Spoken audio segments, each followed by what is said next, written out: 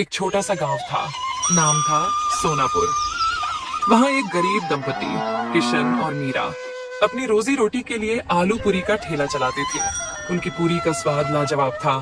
मसालेदार आलू की सब्जी, ऊपर से हरी मिर्च और धनिया की खुशबू, और फूली फूली गरम पूरी।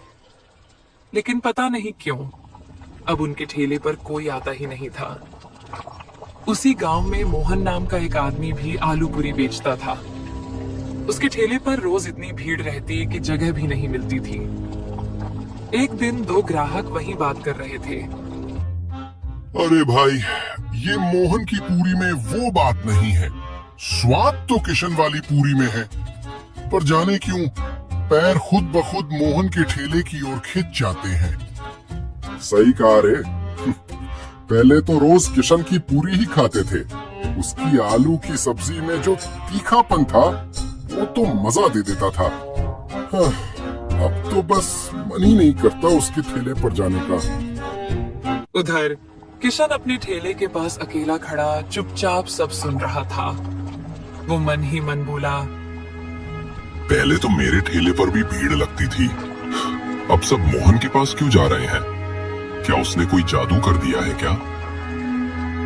उस रात मोहन ने अपना ठेला जल्दी समेटा। सारे आलू पूरी बेच चुका था। घर पहुंचते ही उसकी पत्नी सजन बोली, जी, आज तो अमावस्या की रात है, याद है ना? हाँ याद है। तुमने तैयारी कर ली? जी, पूरे 13 किलो चिकन पका लिया है।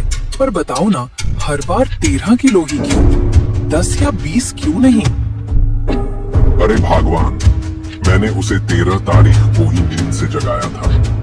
अब उसे हर अमावस्या को 13 किलो चिकन चाहिए। अगर नहीं दिया तो हमें ही खा जाएगा। सजन जाग गई।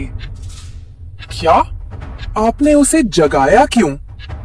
मोहन धीरे से बोला, पगली, उसी की वजह से तो हमारी पूरी बिकती है, वरना हम भी किशन की तरह बैठे रहते। उसके कारण ही हमारे अच्छे दिन आए हैं, उसका शुक्र मानो। दोनों कुछ देर खामोश रहे।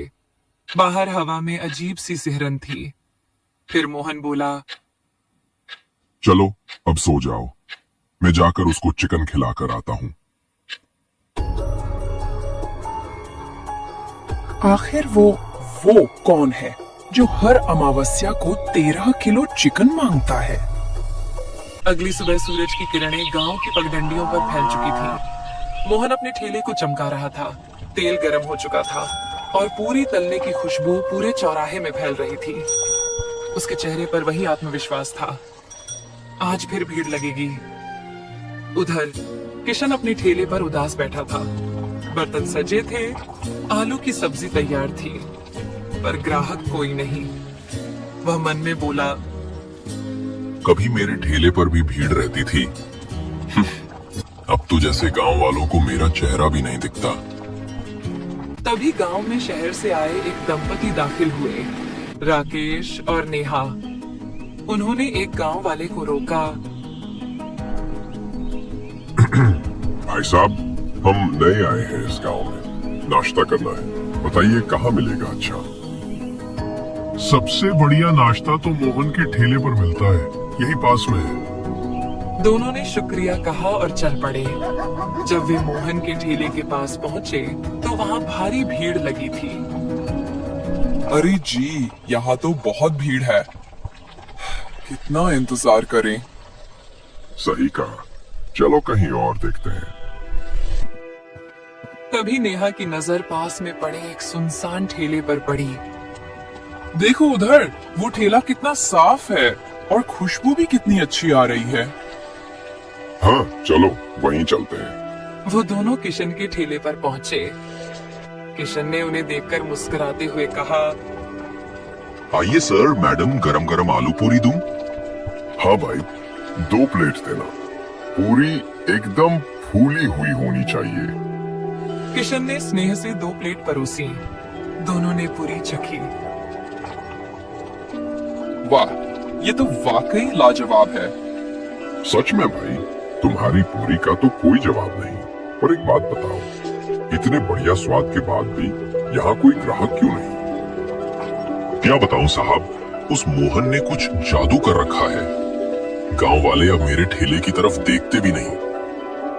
आप शहर से हैं इसलिए बच गए, नहीं तो आपके पैर भी उसी के ठेले की ओर खिंच जाते। अरे भैया, ऐसा कुछ नहीं होता। अपने कर्म देखिए, जादू टोने पर क्यों दोष डालते हैं। इतना कहकर दोनों चले गए, पर उधर मोहन यह सब दूर से देख रहा था। वह तुरंत अपना ठेला समेटकर जंगल की ओर निकल गया। अंधेरा घिरने लगा था। जंगल के भीतर वह एक पुरानी गुफा में दाखिल हुआ। भीतर से कुछ मंत्रों की आवाज आई। हवा भारी हो गई और ठीक 10 मिनट बाद वह पसीने से तर हांफता हुआ बाहर निकला।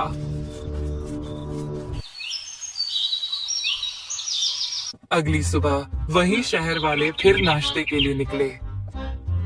सुनो जी, पता नहीं क्यों मेरा मन उस मोहन के ठेले पर जाने का कर रहा है। अरे मेरा भी। कल तो मैंने कहा था वहाँ भीड़ ज्यादा है, फिर भी मुझे आज वहीं जाने का मन कर रहा है। दोनों हंसते हुए सीधे मोहन के ठेले पर पहुंचे। किशन दूर से यह सब देख रहा था। उसका चेहरा सफेद पड़ गया। तो अब उन पर भी जादू चल गया। जब राकेश और नेहा नाश्ता करके लौट रहे थे तो रास्ते में गांव के मुखिया मिल गए। कैसे हैं शहर वाले बाबू? कैसा लगा हमारा गांव?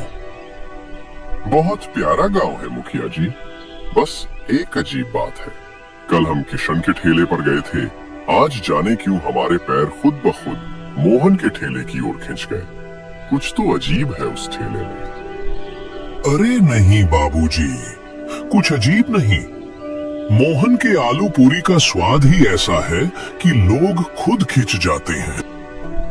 पर राकेश और नेहा जब आगे बढ़े तो दोनों के मन में एक ही सवाल गूंज रहा था, क्या सचमुच स्वाद खींचता है या फिर मोहन का कोई रहस्यमयी राज?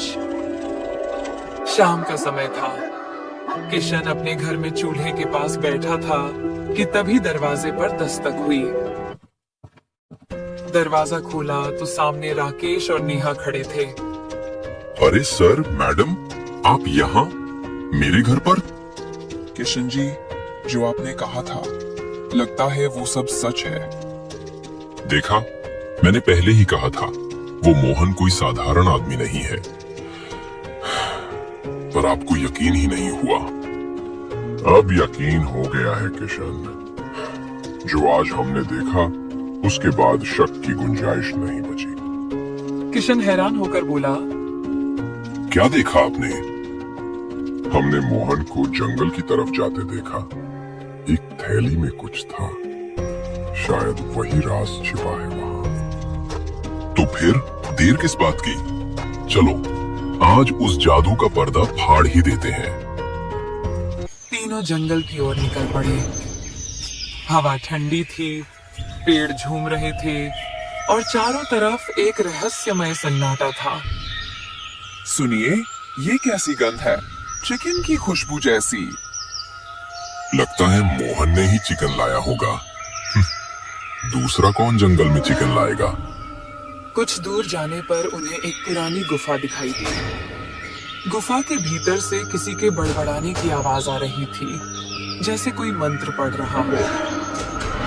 किशन सुनो, ये आवाज मोहन की लग रही है। मुझे डर लग रहा है, वापस चलें? नहीं नेहा जी, अब पीछे नहीं हटेंगे, चलिए। तीनों धीरे धीरे गुफा के अंदर गए। उस रात के बाद किशन, राकेश और नेहा को किसी ने फिर कभी नहीं देखा। कहते हैं तीनों उसी गुफा में कैद हो गए और मोहन का राज राज ही रह गया। अगली सुबह मोहन ने हमेशा की तरह अपना ठेला लगाया, मुस्कुराते हुए पूरी तलने लगा और इसी तरह खत्म हो गई कहानी एक लालची आलू पूरी वाले की।